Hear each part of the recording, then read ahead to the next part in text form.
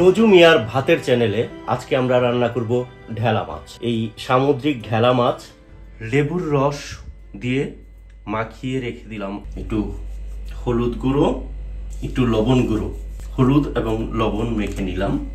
একটু ভালো করে মেখে নিব যাতে ভেতরে ভেতরে মশলাটা যায়। এবার এটাকেও আমি মিনিট 5 এভাবে রেখে দেব মশলাগুলো ভিতরে ঢোকার জন্য। এই আগাজা ফুল বলে চাকমারা, আর মারমারা এটাকে বলে জাংব্রেসি, আর ত্রিপুরারা বলে মান্দুই বাথাই। বাঙালিরা এর নাম দিয়েছে বন চালতা। এটাও একটু টকটক হয়। মাছ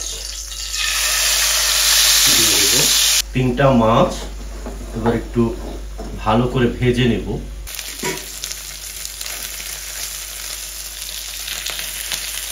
ভাজা মাছটা উল্টে তুলে নিব আমরা।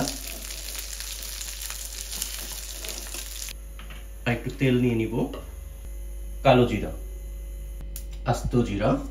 আস্ত জিরাটা একটু ভেঙে হাতের মুঠোয় একটু ভেঙে পেঁয়াজটা একটু ভেজে নিতে হবে একটু লালচে করে। হলুদ গুঁড়ো আর কি, একটু মরিচের গুঁড়ো, আর একটু লবণ।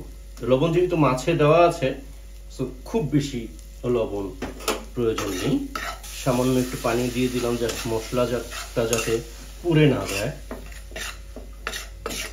মশলাটা কষানোর জন্য। যেহেতু তেল খুব বেশি দেই নেই, তো আগাজা ফুলটা দিয়ে দেব। ভালো করে নেড়ে চেড়ে, বেশ টকটক গন্ধ হচ্ছে কিন্তু। এটা পুনি মালপি এরকম। জাস্ট এটা ছড়িয়ে দিব। কাঁচামরিচ। এই রান্নার নাম কি দেব? খুবই কঠিন। যে সামুদ্রিক ঢেলা মাছ রান্না হচ্ছে আগাছা ফুল দিয়ে, সাথে পুনি মালপি। হ্যাঁ, এতক্ষণে আমি নিশ্চিতভাবে বলতে পারি যে আমাদের রান্না কমপ্লিট। বেশ একটা চচ্চড়ি টাইপের ব্যাপার হয়েছে। ফুলের গন্ধে ঘুম আসে না, একলা জেগে রই।